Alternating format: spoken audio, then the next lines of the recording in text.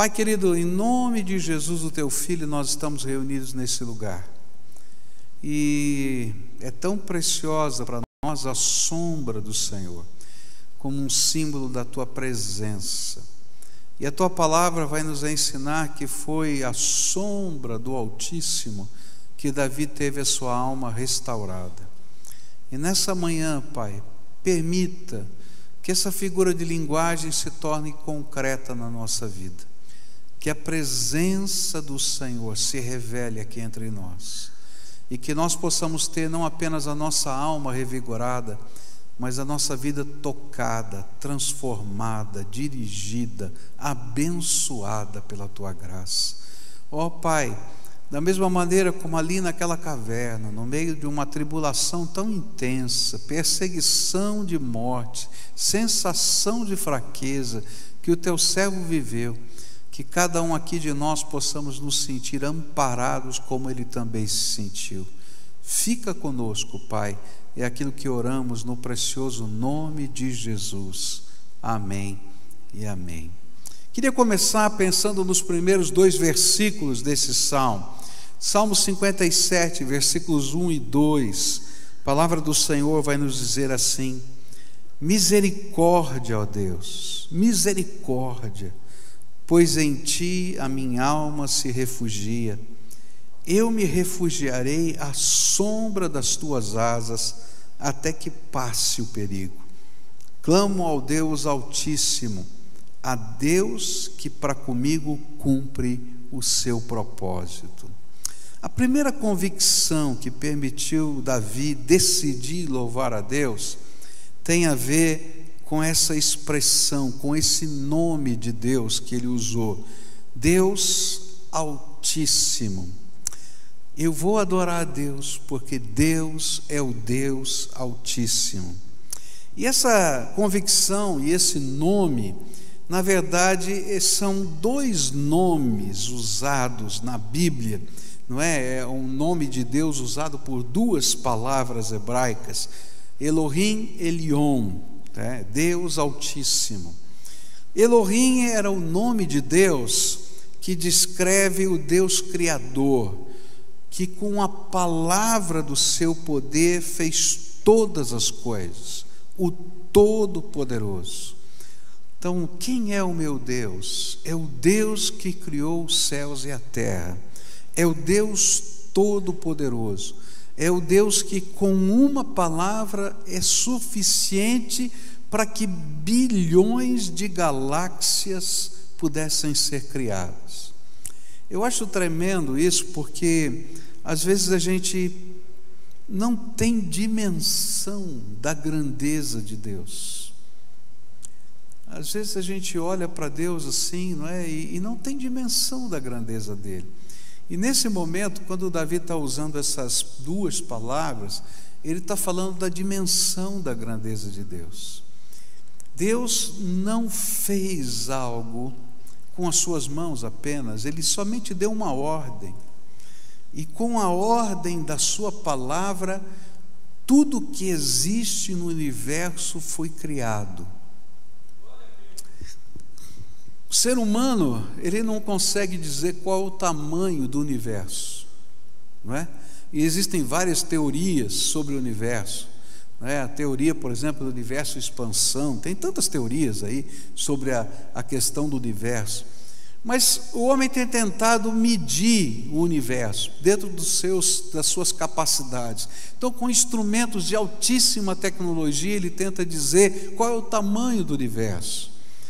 E só conseguiram, até agora, até o momento, mapear 40 bilhões de galáxias.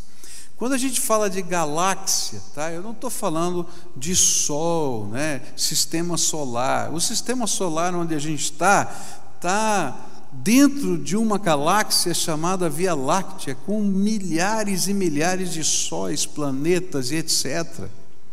Agora você imagina 40 bilhões de Via Lácteas. E a Bíblia está dizendo que esse Deus, Elohim, foi aquele que, com a palavra do seu poder, criou tudo isso. só dizendo: faça-se. E Davi, de repente, por alguma coisa que está acontecendo naquele momento, na sua vida, ele descobre: espera aí, quem é o meu Deus? Meu Deus é Elohim, o Deus que é capaz de fazer bilhões de galáxias, o Deus que é capaz de fazer o céu e a terra. Era aquilo que ele conhecia naquele tempo. Nós conhecemos mais, só com a palavra do seu poder. Depois ele acrescenta uma segunda palavra, Elion.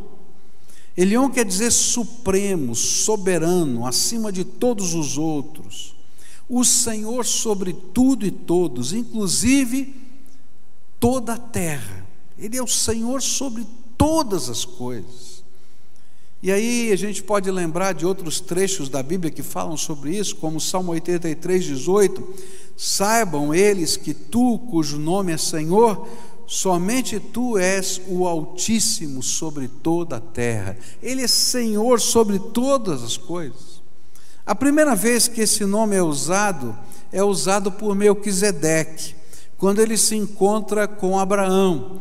E lá em Gênesis 14, versículos 18 a 20, a gente vai encontrar as seguintes palavras de Melquisedeque: e então Melquisedeque, rei de Salém, sacerdote do Deus Altíssimo, trouxe pão e vinho, e abençoou Abraão, dizendo: bendito seja Abraão pelo Deus Altíssimo, Criador dos céus e da terra, e bendito seja o Deus Altíssimo que entregou seus inimigos em suas mãos, e Abraão lhe deu o dízimo de tudo. Sabe o que eu penso? É que naquele momento, esse trecho aqui de Gênesis estava na cabeça de Davi. A Bíblia toda ainda não estava formada naquele tempo, mas, não é?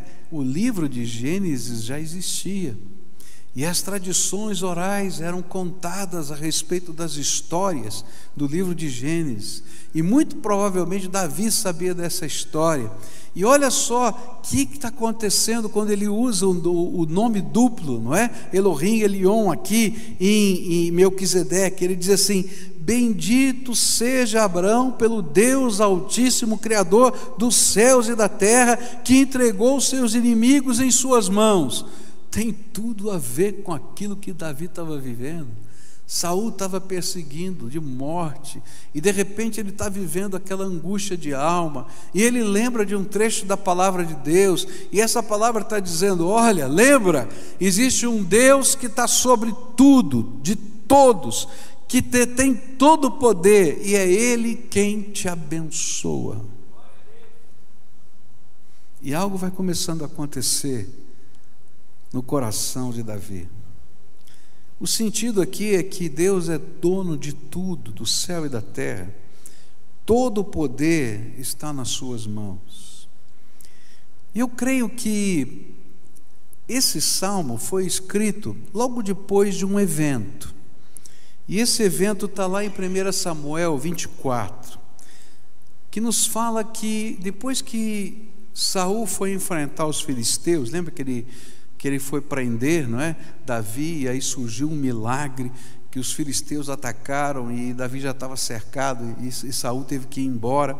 Ele volta a perseguir Davi com os seus 3.000 soldados, e Davi então estava perseguindo e descobriu onde Davi estava, outra vez, descobriu, e Davi estava escondido no fundo da caverna em En-Gedi, e todos os soldados estão procurando de Saul, estão procurando Davi, e ele está quietinho com os seus soldados lá escondidos para ver se ele vai embora. E de repente, quem é que entra na caverna? Saul entra na caverna. Deu uma dor de barriga em Saul, literal, está na Bíblia, deu uma dor de barriga nele. E aí o que ele faz? Ele coloca as armas de lado, tira a roupa e vai aliviar o ventre. É assim que está escrito na Bíblia. Exatamente. E aí os soldados que estão do lado de Davi dizem assim: Davi, é hoje, Deus entregou esse homem nas tuas mãos, mata. E ele entra em crise de alma, e diz: não, ele é ungido do Senhor, não posso matar. E ele vai lá e corta um pedacinho do manto de Davi, ou melhor, de Saul. Ele corta um pedacinho do manto dele e guarda com ele, e fica escondido no fundo da caverna. Quando Saul sai e está lá com os seus soldados, ele aparece na porta da caverna, na entrada da caverna, com aquele pedaço do manto nas suas mãos, e grita: Saul, hoje Deus te entregou nas minhas mãos. Ele é Elohim Elion, o Deus que está sobre tudo e todos, até dos reis, até dos poderosos, até daqueles que têm 3.000 soldados e armas. Ele é o Senhor de todas as coisas. Mas eu não quero teu mal, e nem sei por que você me quer mal. Simplesmente porque esse Deus me abençoou. Nessa hora, quando terminam esses fatos, eu acho que Davi escreve esse salmo, e ele vai dizer: sabe por que eu posso voltar a cantar, Deus? Porque tu és o Todo-Poderoso que está sobre todas as coisas, inclusive do rei. E sabe por que eu posso te cantar outra vez? Porque tu és o meu Deus, aquele que me abençoa. Se o Senhor é o meu Deus, então eu posso louvar, e o louvor pode voltar aos meus lábios, e a inspiração pode voltar ao meu coração outra vez. Na minha vida eu tenho descoberto que louvar a Deus no meio das aflições não é fácil, não é verdade? É fácil chorar no meio das aflições, não é isso mesmo?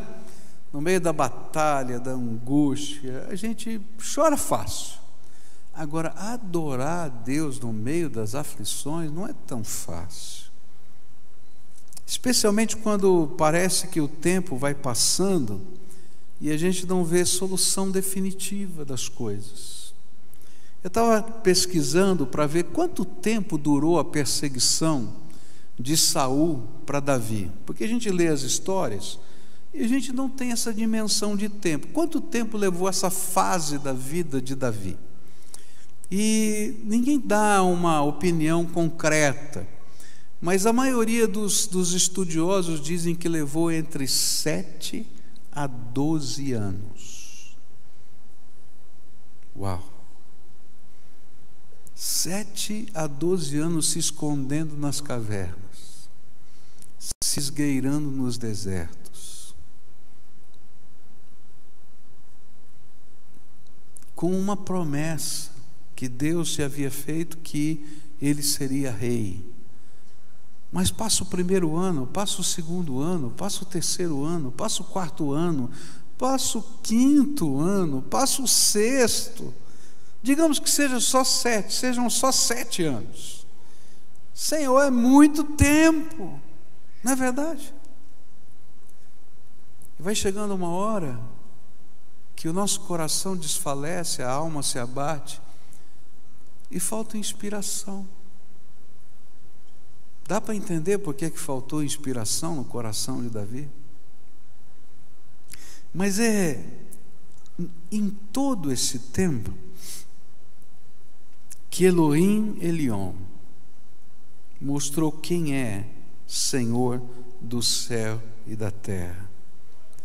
Porque em cada momento em que essas coisas vão acontecendo e as dinâmicas da alma vão se alterando, esse Deus que é todo poderoso e Senhor se revela outra vez, e outra vez, e outra vez, até que a alma angustiada possa dizer: eu ainda te louvarei por tudo quanto o Senhor prometeu para mim.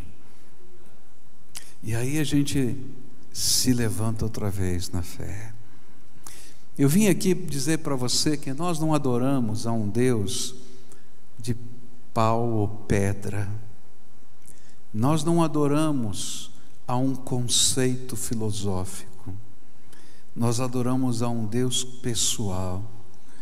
que é Senhor Todo-Poderoso sobre todas as coisas, que basta uma palavra do seu trono, que é suficiente para que bilhões de galáxias se formem. Basta uma palavra do seu trono para que a história se altere. E mesmo que a gente esteja no fundo da caverna e ainda não tenhamos vivido toda a libertação, na nossa vida vão aparecer pedaços de pano, pedaços de manto, ou pequenas pedras, como a gente viu no outro salmo, que representam os sinais desse Deus que está vivo e está agindo a nosso favor. E esse Deus é o Deus que nos abençoa. E quem pode retirar de nós a bênção que Ele nos deu?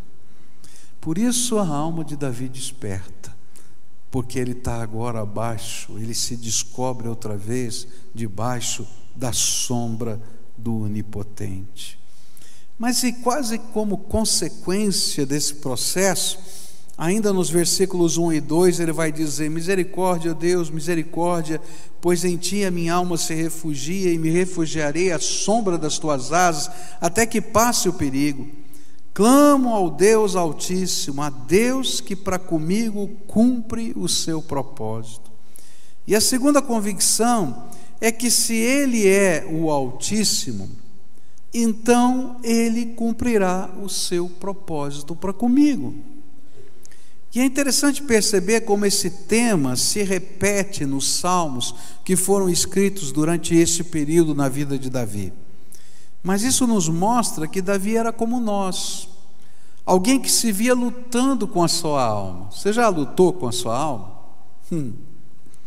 Eu já lutei um monte com a minha alma. Tem dia que eu acordo maravilhoso, tem dia que eu me sinto péssimo. Não sei se é assim com você, não é verdade? Tem dia que eu estou confiante, tem dia que eu estou pessimista. Não é verdade? Acontece com vocês também. Davi era como nós, alguém que lutava com a sua própria alma. E à medida em que o tempo passava, hora e vez, o seu coração se via em conflito. E ele tinha uma promessa, a promessa era: eu tinha ungir rei. E aí eu fico pensando que durante esses 7 ou 12 anos, eu não sei exatamente o tempo, quantas vezes Davi pensou assim: Pai, será que eu entendi errado a tua promessa? Porque não está dando nada certo esse negócio. Será que a unção do profeta teve o significado que eu pensei que tivesse?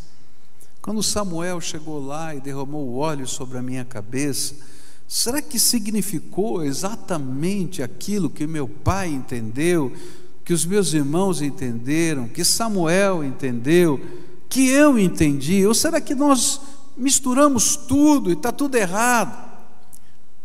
E eu acho que tem um monte de outras perguntas que eu não sou capaz de colocar aqui, que ficaram na mente de Davi durante esses 7 ou 12 anos. Será Deus? Será Deus? Será Deus?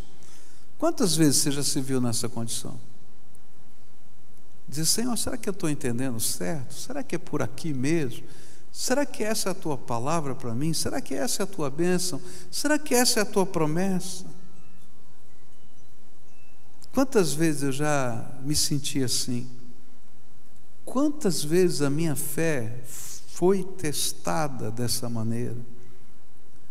Essa semana eu estava orando, né? E é interessante como Deus nos permite viver situações que a gente nem sabe que vai pregar sobre elas depois, né? Porque eu não estava preparando o sermão, eu estava lá orando e estava lá com a minha alma assim, como de Davi, igualzinha de Davi, né? E aí eu estava lá orando e pedi uma palavra de Deus, e aí eu li um texto da Bíblia que Deus tinha me dado há 4 anos atrás, e eu anotei na minha Bíblia a data que Ele tinha me dado, e o que eu tinha entendido naquele dia, bem do ladinho da Bíblia. E aí eu abri a Bíblia ali naquele lugar de novo, li aquele texto e vi aquela minha nota. E eu disse: eu estou perguntando a mesma coisa que eu perguntei há 4 anos atrás. E ele está me dando a mesma resposta que ele me deu há 4 anos atrás. E aí eu escrevi do lado assim: 4 anos depois, não é? A mesma resposta. Aí eu disse: tá bom, Senhor, mas não demora não, está difícil. Já aconteceu com você? Quantas vezes? Quantas vezes eu já me senti assim? Quantas vezes o meu coração entrou em luta? Mas a cada vez que esse tema se repete na vida de Davi, algo de Deus aconteceu e reafirmou o sentido da promessa. E com ele veio a certeza de que Deus iria cumprir o seu propósito com Davi. Agora ele tinha um pedacinho de pano na mão dele. Eu acho tremendo como Deus faz isso. No outro salmo a gente falou sobre a pedra da ajuda. Lembra que eu falei sobre a pedra da ajuda? Ele colocou uma pedra no lugar. Essa aqui é a pedra da ajuda. Mas ele não podia carregar a pedra em todo lugar. Então ele só ficou lá como um memorial naquele lugar. Mas ele já estava a centenas de quilômetros daquele local. Ele não podia levar a pedra.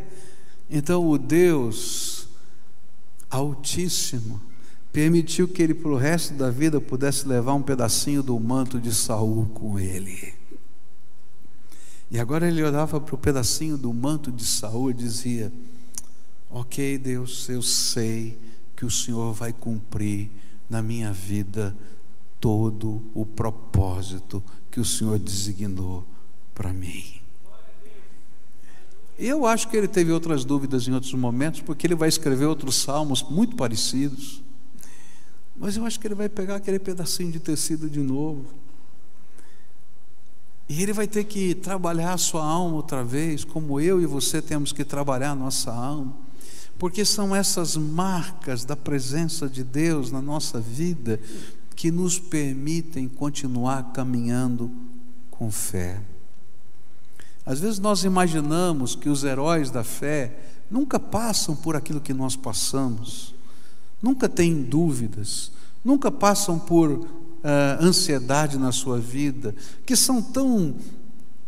Queridos, nós somos humanos como nós somos humanos, e a experiência da fé é um constante aprender do poder e da graça de Deus na nossa vida. Por isso, na nossa vida nós vamos ter marcas, sinais, manifestações desse Deus Altíssimo. E cada vez que a nossa alma entrar outra vez em debate, e cada vez que cessar o canto no nosso coração, outra vez, até chegar o tempo da libertação completa, o Senhor vai colocar as manifestações do seu poder, para que a gente possa dizer: se o Deus Altíssimo tem um plano para a minha vida, Ele vai cumpri-lo integralmente. Agora, essa não é um privilégio de Davi. Esse é, na verdade, uma concreta expressão de quem é Deus nas Escrituras. Por isso o apóstolo Paulo vai escrever em Filipenses 1,6: estou convencido de que aquele que começou boa obra em vocês vai completá-la até o dia de Cristo Jesus. Deus te deu uma promessa. Deus tem um plano para a tua vida. Ele começou a executar esse plano. Então lembra que o Deus Altíssimo é aquele que cumpre todos os desígnios e planos para nós. Ele vai cumprir cada uma das suas promessas na nossa vida. Aquele que começou a boa obra é aquele que vai cumpri-la na nossa vida, tá? É o telefone de um surdo, né? Por isso está tocando. Agora alguém já foi lá e colocou no vibra para ele poder ver que estava tocando, tá bom? Muito bem. Estou convencido de que aquele que começou a boa obra em vocês vai completá-la até o dia de Cristo Jesus. A obra que o Senhor começou em nossa vida, Ele vai terminá-la, simplesmente porque Ele não pode negar-se a si mesmo. E é isso que Paulo vai dizer em 2 Timóteo 2,13. Se somos infiéis, Ele permanece fiel, pois não pode negar-se a si mesmo. Não tem como Ele negar-se a si mesmo. Ele não pode, não tem como, não é da sua natureza. Não foi o profeta quem ungiu Davi rei, foi Deus, e Ele sempre cumprirá as suas promessas. As pressões e o tempo parecem corroer a nossa fé, mas são as visitações do Senhor que nos fazem despertar outra vez e fazem com que ressurja em nós o louvor e a inspiração. Por isso, de tempos em tempos, a gente precisa dizer como Davi, aquilo que ele vai dizer no Salmo 57. Olha só o que ele vai dizer ainda do Salmo 57, a partir do verso 7. Meu coração está firme, ó Deus, meu coração está firme, cantarei ao som de instrumentos. Olha que coisa tremenda.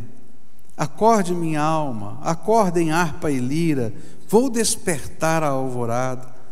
Eu te louvarei, ó Senhor, entre as nações, cantarei teus louvores entre os povos, pois o teu amor é tão grande que alcança os céus, e a tua fidelidade vai até as nuvens. Para quem não conseguia compor nada, né? Olha só o que está acontecendo na alma. Essa manhã eu vim trazer para você uma palavra de esperança.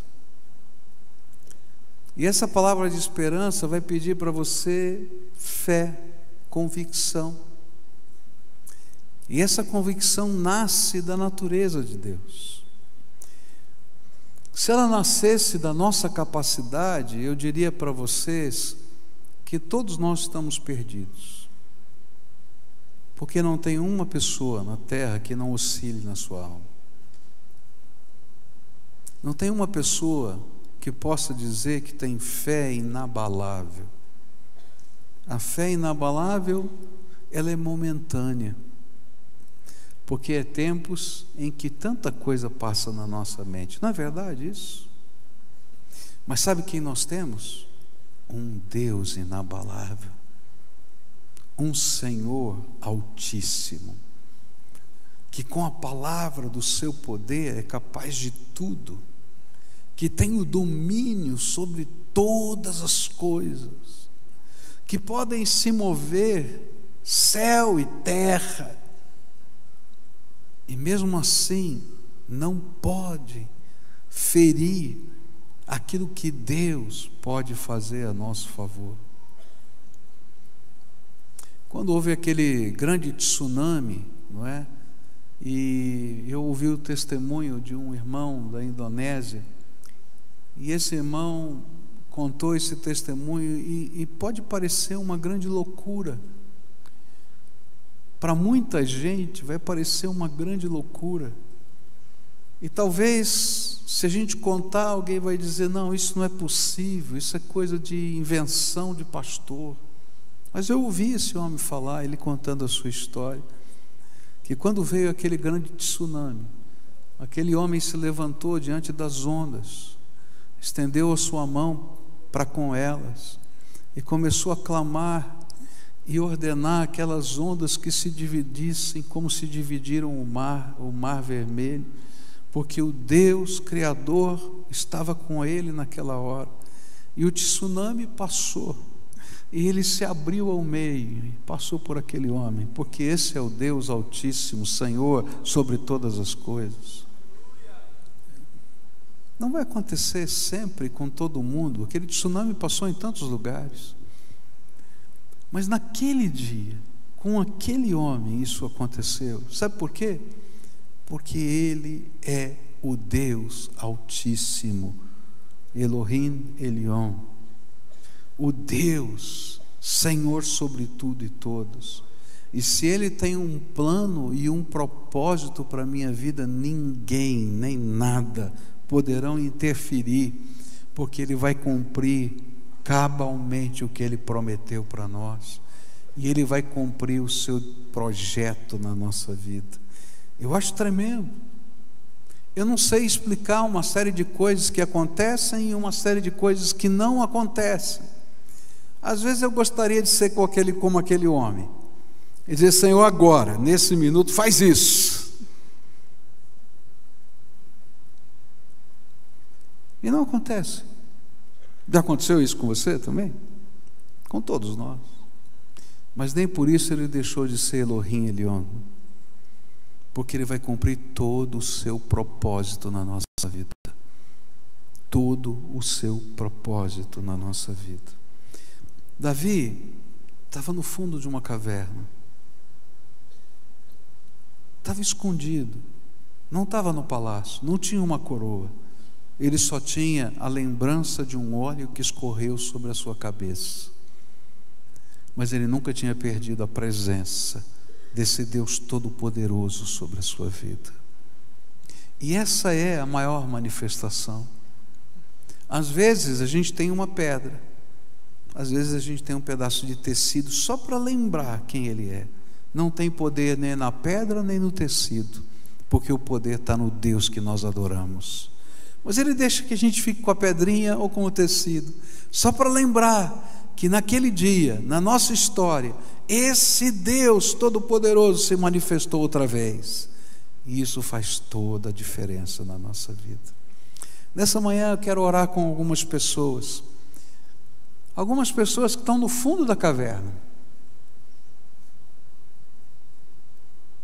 e que talvez o tempo esteja passando, e quem sabe até a harpa e a lira não tocaram mais, a inspiração não voltou, o louvor não está mais nos lábios. Eu acompanhei um compositor de vários hinos conhecidos nossos. Hoje ele não está mais aqui em Curitiba, mas morou aqui em Curitiba. Esse homem estava doente, estava deprimido, desempregado. Sabe quando está tudo ruim? E ele me disse, veio com o violão dele e disse assim: esse violão está aposentado, nunca mais consegui tocá-lo, nunca mais consegui compor, nunca mais consegui adorar a Deus, não estou bem. Eu gostaria que no mesmo dia em que ele conversou comigo as coisas tivessem mudado, mas não mudaram. Mas alguns meses depois ele me mandou um WhatsApp com uma mensagem de voz, e ele disse para mim assim: pastor, muito obrigado por ter orado por mim, por ter lutado comigo e por não ter desistido de mim por tanto tempo, porque hoje é a primeira canção que eu compus depois de tantos anos, e o primeiro hino de louvor que eu voltei a cantar. E aí ele gravou aquela melodia e mandou. Às vezes na nossa vida há tempos de cessação, em que parece que para tudo, uma calmaria muito esquisita, no meio de uma tempestade incrível. Mas aí vem alguma coisa de Deus, um toque, uma palavra, um gesto, um pedacinho de pano, e o Senhor restaura a nossa alma, e volta sobre nós o louvor, simplesmente porque a gente redescobre quem é Deus. Elohim Elion, o Deus Altíssimo, que cumpre o seu propósito na minha vida. Nessa manhã eu quero orar por você. Você que está no tempo de sensação, no fundo da caverna, dizendo: onde está Deus, onde estão as promessas, quanto tempo vai demorar? Se você está fazendo essas perguntas, você está muito bem acompanhado. Você está acompanhado de Davi, Você está acompanhado de Abraão, você está acompanhado de Moisés. Está bom assim? Esse time está bom para você? Porque você é ser humano tanto quanto eles. Mas se você está tão bem acompanhado, significa que você tem o mesmo Deus que eles. E o Deus que fez todos os milagres na vida deles que estão nas Escrituras, é o Deus que está agindo na tua vida.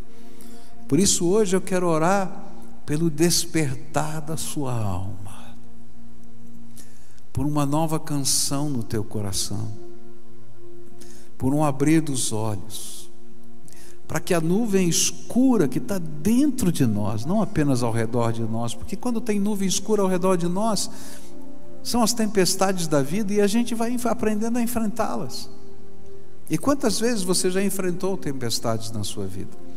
Mas quando a nuvem escura está dentro da gente, parece que a gente não consegue fazer nada. Então hoje eu quero orar por você e pedir que o Senhor, que é o Deus Todo-Poderoso, o Altíssimo, entre aí na tua caverna e deixe algum sinal. Quem sabe seja só um pedacinho de pano, só um pedacinho de pano, mas é mais do que suficiente para você entender que Ele é o Senhor. Se você é essa pessoa que quer hoje se colocar na presença de Deus assim, sair do fundo da caverna, não é? Para esse encontro com o Senhor, para essa renovação, para essa busca, vai saindo do teu lugar, vem aqui para frente, para a gente orar juntos aqui. É tempo de oração, de clamor, de busca, de intercessão, né? De dizer: Senhor, estou aqui, Senhor, renova a esperança, renova a força, renova a fé, renova o teu poder. Clama, Senhor, do teu trono as tuas ordens. Cumpre na minha vida integralmente o teu propósito. E sabe o que é gostoso? É que quando a nossa fé é renovada, a alegria volta à nossa alma, a paz do nosso coração, e a gente continua marchando até o dia em que toda a promessa de Deus vai se cumprir. Toda a promessa de Deus vai se cumprir. Toda a promessa de Deus vai se cumprir. Toda a promessa de Deus vai se cumprir. Satanás tantas vezes fala ao nosso coração que nós não podemos confiar em Deus assim, que isso é uma loucura, esse negócio é coisa de doido. É mesmo, é coisa de doido mesmo, porque a gente vai entrar numa dinâmica totalmente nova, daquele que é criador dos céus e da terra, e que está fazendo coisas tremendas, e a gente abraça esse Deus criador e anda com Ele. Senhor, renova a minha esperança, renova a minha força, renova a minha fé, renova a minha canção dentro da alma, e abrevia o tempo da espera. Você concorda com essa oração? Vamos orar juntos? Pai querido, Tu conheces o coração desses Teus filhos. Ó Pai, como Davi lá no fundo da caverna, que talvez tenha cessado a canção da alma, alguns desses Teus servos estão dizendo: Senhor, olha para mim, meu coração está seco, meus olhos estão molhados, eu já desidratei de tanto chorar na Tua presença. Ó Pai, tenha misericórdia de mim. Ó Pai, existem tantas dúvidas no coração, dizendo: Senhor, será que nessa hora, Pai, não conseguimos ter respostas a todas essas dúvidas. E talvez, se, Senhor, houvessem explicações teológicas profundas, elas não desceriam a profundidade do nosso ser. Por isso eu quero Te pedir, Senhor, visita o Teu povo agora. Visita o Teu povo agora. Visita, Pai, como Elohim Elion, o Deus Altíssimo, o Todo-Poderoso, que é Senhor sobre todas as coisas. E Pai, toma nas tuas mãos aquilo que nós não conseguimos mais carregar. Está tão pesado, Senhor, está tão pesado. E à medida que o tempo passa, parece que vai ficando mais pesado, que as nossas forças se vão. Ó Pai, abrevia o tempo da espera. Mas Pai, acima de tudo, cumpre integralmente o teu propósito nas nossas vidas. E que a gente possa ver com os olhos, ouvir com os ouvidos, tocar com as nossas mãos cada uma das promessas do Senhor na nossa vida. Ó Pai, algumas dessas promessas envolvem pessoas amadas que nós estamos orando pela salvação. Algumas dessas promessas envolvem sonhos. Algumas dessas promessas envolvem situações tão difíceis, num tempo difícil que esse país está vivendo. Algumas dessas promessas envolvem suprimento numa hora em que não tem suprimento. Então quero te pedir, Senhor, Tu que és o Deus Todo-Poderoso e Altíssimo, dá a Tua ordem do trono, e que por causa dessa ordem céus e terra comecem a se mover, anjos comecem a se movimentar, milagres comecem a acontecer. E permita, Pai, que pequenos sinais aconteçam hoje, amanhã, depois de amanhã, de tal maneira que a gente possa ter, como Davi teve, um pedaço de tecido na mão, para dizer: o Deus Altíssimo é aquele que está cuidando de cada situação da minha vida e vai cumprir cada um dos seus propósitos. Abençoa, Senhor, o teu povo, abençoa a casa deles, abençoa a família deles, abençoa o coração deles, abençoa a alma deles. É aquilo que eu te peço em nome de Jesus. Amém e amém. Amém. Deus vai cumprir na tua vida todo o seu propósito. Diz assim: Deus vai cumprir na minha vida todo o seu propósito. Não pareceu sério isso. Vamos dizer sério? Deus vai cumprir na minha vida todo o seu propósito. Agora todo o povo de Deus de pé, dá a mão para quem está perto de você. A gente vai terminar o culto assim, do jeitinho que a gente está. Não tem melhor momento, né, para a gente terminar do que na presença de Deus. Fecha aí o corredor, todo mundo, o povo de Deus unido, tá? Se hoje você não está na caverna, um dia você já teve, não é verdade? E você deve ter um pedacinho de tecido com você, das histórias que Deus já fez na tua vida. Eu às vezes gosto de lembrar das minhas histórias, especialmente quando eu estou vivendo as de hoje, porque quando eu lembro das minhas histórias de ontem, eu posso lembrar do sentimento que eu tive, que eu não ia aguentar, que não ia sobreviver, que não tinha o dia seguinte. Quantas vezes a gente já pensou assim? Eu já pensei assim muitas vezes. Quantas vezes? Gente, quando eu lembro dessa construção, eu me lembro de um dia que pararam aqui os caminhões de concreto para concretar aquela laje que estava lá. E tinha acabado todo o dinheiro da construção, não tinha um tostão. Quem sabe, né, que já trabalhou com isso, não dá para parar no meio da concretagem. E como tinha acabado o dinheiro, a fornecedora estava com os caminhões aí, não descarregava. E aí a construtora fez uma operação, não é? E descontou duplicatas contra nós, pagou o fornecedor. Mas nós ficamos devendo 300 mil reais na época, na praça. E eu disse: e agora, Senhor, como é que vai ser? Aí Deus falou para mim assim: faz banners e coloca por toda a igreja, devemos 300 mil reais, estamos no vermelho. No domingo, quando o pessoal da igreja chegou, tinha banner espalhado por tudo quanto era canto: devemos 300 mil reais na praça. Eu achava que aquilo era a maior vergonha, que tinha acabado o meu ministério. Mas aí o Deus que me fez fazer aqueles banners E cada vez que eu entrava pelo templo, eu via aqueles banners. Foi o Deus que me fez milagres. E quando eu olho para essa galeria ali, 60 metros de vão livre, sem nenhuma coluna, e a gente podendo usar, eu digo, louvado seja Deus por aqueles banners vermelhos, escrito que devo 300 mil, não devemos um tostão na praça e nunca deixamos de pagar ninguém. Todo mundo tem o seu dia de caverna. Todo mundo tem o seu dia de caverna.